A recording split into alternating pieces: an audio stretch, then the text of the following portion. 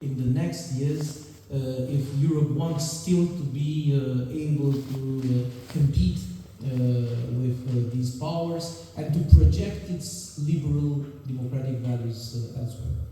Mrs. Matali, is it possible to have a strong European military power if we don't have a political level which would be really European? Because for the moment, if we have if we had a European army, by example, who would decide to send the troops?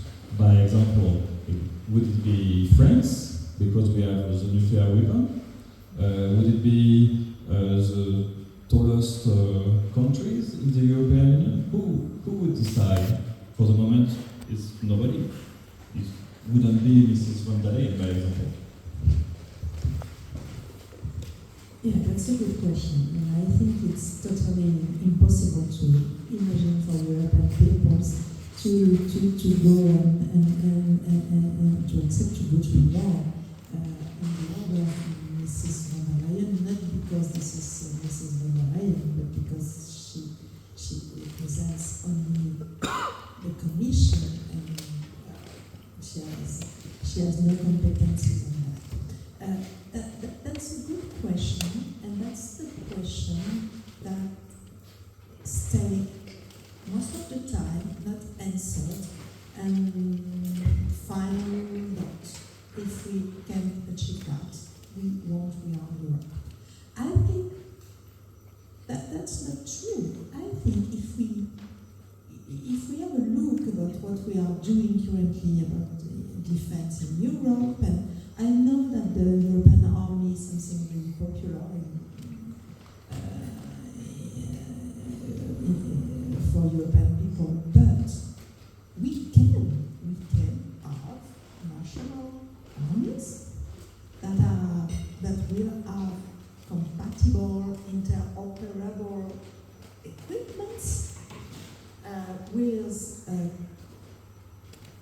harmonized, I would say, doctrine to employ that equipment, to engage forces, and that will be enough to be sure that at the end, in front of a threat, we will be able to defend us and to defend Europe. If we just have a look at what happened in European military operations in Africa, what happened in reality? We created in Europe common staff, military staff to command the forces in Africa. But in reality, it was only French or the UK that command the forces in Africa because the others didn't know how to do it. Then we can manage to do something and finally to intervene and to protect, and that's not really a problem. But what we need is interoperable equipments, then probably European ones, and that's why in the European initiative you have that objective to, at the end, I think the year is 2035, we will buy 65% of our military equipments in Europe and at European companies. I don't know if we will achieve that, but that's really important to have equipments that can work together, that can be used together in the same operation in reality. Then there is a lot of possibilities to harmonize what we do in the field of defense equipment, force preparation, etc., before thinking about a common European army in reality. Mr. Wernery, don't you think there is a risk that, despite the brutality of this world today, nothing happens in Europe, and we stay as we are because we have a quiet economy, we have a lot of money. It depends on where you live and which kind of employment you have, course, but don't you think there is a risk that we don't have to change because we don't have any risk? I say that if you are not in the Baltic states or in Moldova, but there is a risk that, for example, in Spain or in France, people don't want to change because for the moment everything is okay. No, everything is not okay at all. And this is you change or you die. I'm 100% sure that the situation, the crisis is really extremely important. And what Sylvie was telling about this common efforts to defend Europe, we have no time. Things are really evolving very rapidly. Now the first and foremost, the most urgent moment is to help Ukraine to not to lose this war. A few months ago we were still saying that Ukraine has to win the war and Russia has to lose because it's an existential problem. I still believe that not only Ukraine has to win this war, but Russia has to lose it, because otherwise, if we just stop the war right now, Russia will remain as it is right now with this regime, which is revisionist, expansionist. It cannot stay stable in this situation. Can you imagine if, of course, all the things are different and the situation is different, but Nazi Germany in 1941 or 42 signed an agreement, like the Americans refused to come to Europe to help Europeans and signed an agreement with Nazi Germany. Would they stop in 1941 or 42, knowing that the Americans are absent? They would continue and they will attack new countries and etc. This is the very nature of this regime. And unless Russia doesn't realize a huge changes in the mentality internally of society and liberates from their imperialistic mentality that was finally the only one that existed in the history of this country in the last centuries. And many historians sometimes were comparing the Western imperialism and Russian imperialism. And the main difference is that UK, France, Netherlands, they had colonial empires, of course. But at the same time, they were national states. And they acquired these colonies. Russia has never been a national state. Russia had no empire. Russia was an empire and is an empire. So it thinks this matrix has to change, otherwise it will not. Nothing will really change. So first, help Ukraine. Then realize that we need to somehow act beyond the European Union and also NATO. Because if NATO remains but the Americans refuse to play a role, so it's a totally different NATO. And in the European Union we have countries that are now aligned with Russia.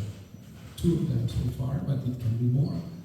So this, in the matter of urgency, these frameworks, European Union, NATO, could not be used maybe, and we should think for something more flexible, like this coalition of willing and involving the countries that are not members of the European Union, UK, Norway, I don't know, Turkey, with many conditions, but why not? So this is, the moment is extremely serious, and while living in France or in Spain, we are not confronted to the Semitic war, but we are confronted to the hybrid war every day, extremely frequently. And this happens every day in France. We see the pro-Russian propaganda, we see the pro-Russian political parties producing narratives that are destroying our security and our understanding of what is democracy and what are our values. So the war is there, and we should acknowledge it. And this is the responsibility of the political leaders, also of the political parties. And all of them, not only those who are in power, because, you can criticize those who are in power and say that they are manipulating, they want to remain in power, and so they exaggerate the risks. But the responsible political parties, including those who are in opposition, should acknowledge what is the national risk and agree on some common things with the rest of the political spectrum. Mr. Niscoyu, we spoke since the beginning of this discussion of the brutality of the rest of the world, but we have brutality in Europe too. By example, in politics, and I think to Romania because you have a lot of very aggressive speeches by different parties. In Slovakia, by example, there is a lot of aggressivity between people who vote for Mr. Fico or for the Liberals, and they don't speak to each other. In France, if you vote for Mrs. Le Pen, by example, you don't want to hear nothing about Mr. Macron, no matter what happens. So don't you think that this brutality we have already hit in our society? Yeah, it depends how brutality is called. Now, of course, we have an increasing polarization and stronger cleavages in Europe, both in Western Europe and in Central and Eastern Europe, and that's obviously the case.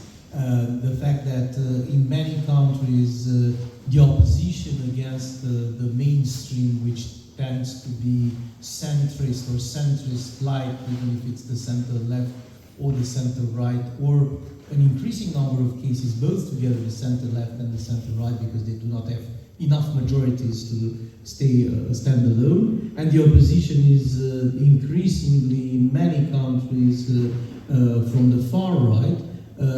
This settlement increases, of course, mechanically the degree of brutality in politics, if we may call it brutality. Strong cleavages, polarizations, the fact that people don't speak to each other, as you said, and the fact that the argument of the others are not heard. Now we are under the influence of the Romanian and Polish recent elections, and it is obvious that in Romania, at least, most people thought that we were not in normal times, and these were anything but normal elections. And so the voice of the far right represented in the second round was not really a legitimate voice. It was a voice acquired by tricking the people. And because of that, of course, the democratic rules don't apply. The tragedy is that if this process continues, we will have only exceptional elections, only the lack of normalcy, only cleavages and polarization, and of course liberal democracy will be in a very difficult situation. I think that the remedy against this on an average term, but we need to concretize sets of measures everywhere in order to heal the systems, is a proper involvement of the regular citizens in the decision-making processes. Things about which we avoided to discuss for a very long time, like deliberative democracy, participatory decision-making, and increasing kind of illusion of the central power towards the decision-making levels, which should be also based on subsidiarity, much more local than they are in fact. This could be a solution. It's not a magical solution, but it is a solution that could occur within liberal democracy, actually prompted by liberal democracy, from Tocqueville to many other thinkers of subsidiarity and decentralization. And in order to back this idea, I think that one of the most successful experiments in making the decision process closer to the citizens is Scotland. And we have in Scotland a citizens' assembly, we have participatory democracy, we have lots of experiments of public deliberation in many fields, And this is also very obvious that such solutions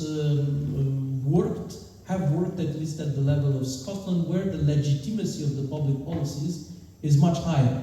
If you do not only consult for the press, the people, but rather really produce a system, institutionalize a system of involvement of citizens in decision making, this could avoid on a long term such polarizations and cleavages and will heal at the root. It's not possible to eliminate totally, but at least to address the issue at the root, the issue of radical protest against the mechanisms of democracy. In a few minutes, I will give you the floor, the audience. So, if you have some question, you will be able to say it out loudly just in a few minutes. But just before, Mrs. Mattei, about more democracy could be an answer to brutality. At the world level, could we have more democracy? Because now with someone like Trump, that the United States before didn't want to have too much democracy, because if you have a real democracy, a real worldwide democracy, the army should have to answer to the court, so it was a big issue for them. But with Donald Trump, with Mr. Putin, with Mr. Xi Jinping, we didn't speak about China, but they have perhaps a brutal vision for Taiwan. Do you think it's still possible to have a world democracy, and would it be the answer to brutality? Well, thank you for the question, but I'm just economist, and pretty difficult to understand. Clearly, there is a will to more democracy.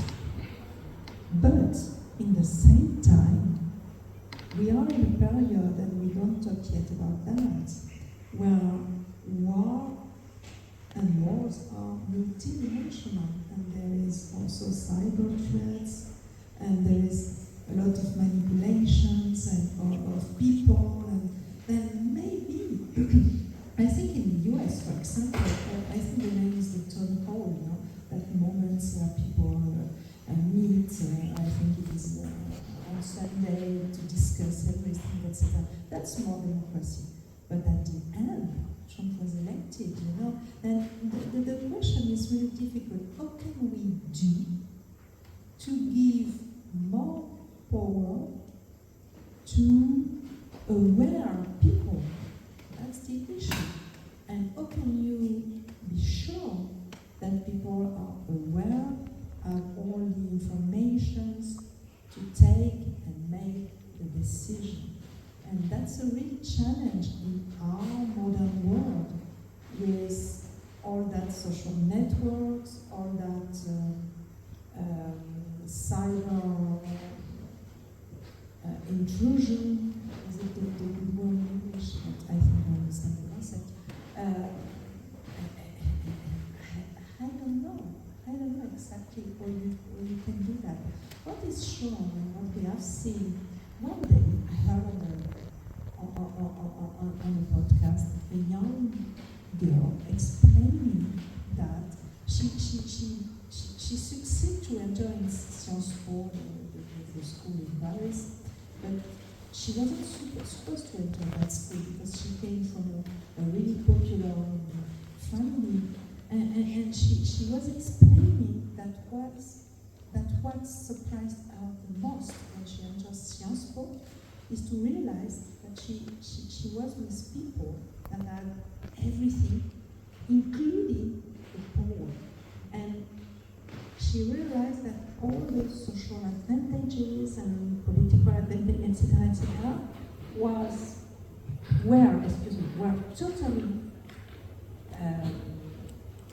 and perfectly known by that people, while her family never learned that she can take some benefits from some social policy and stuff. And in reality, this is not a question of democracy. This is a question of what we do with that democracy and how can we include everyone in the policies you put in place. And that's a mystery for me because, well, it is not only a vote, it is during the 5 years when you are in power. How can you be aware of the needs of everyone and adapt all your policies to really have the most important impact and the largest impact you can have? I don't know, but I'm just an economist.